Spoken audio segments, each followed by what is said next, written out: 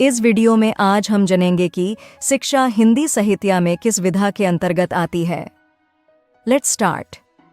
शिक्षा हिंदी साहित्य के अंतर्गत मुख्य रूप से दो प्रकार के विधानों में आती है, लोक साहित्य और शीर्ष साहित्य।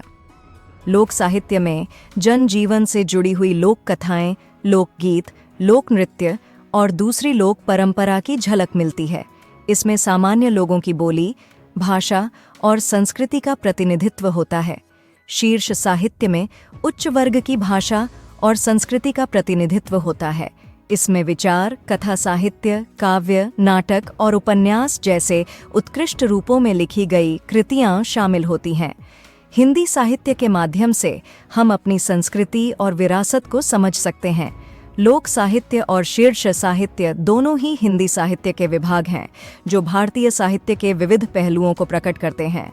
लोक साहित्य उन साहित्यिक कामों को कहा जाता है जो जनसामान्य के जीवन, संस्कृति और समाज की व्यक्तिगत और सामाजिक धारणाओं को उजागर करते हैं।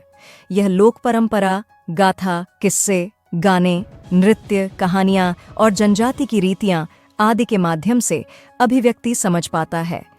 यह जनसाहित्य कहलाता है क्योंकि इसे जनता के बीच संजीवनी शक्ति के रूप में माना जाता है। लोक साहित्य का उद्देश्य जनता के जीवन को सार्थकता और सम्मान देना है। एक और हिंदी साहित्य के विभाग है शीर्ष साहित्य, जिसे आमतौर पर ज्ञान साहित्य या शास्त्रीय साहित्य भी कहा जाता है। इसमें धार्मिक, ऐतिहासिक और वैज्ञानिक विषयों पर आधारित ग्रंथों का अध्ययन होता है। शीर्ष साहित्य उन साहित्यिक काव्य और ग्रंथों को सम्मिलित करता है जो मानव समझ और ज्ञान की विकास को ध्यान में रखते हैं।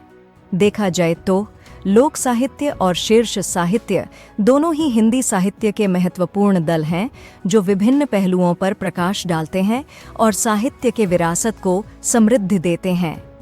इन दोनों क्षेत्रों के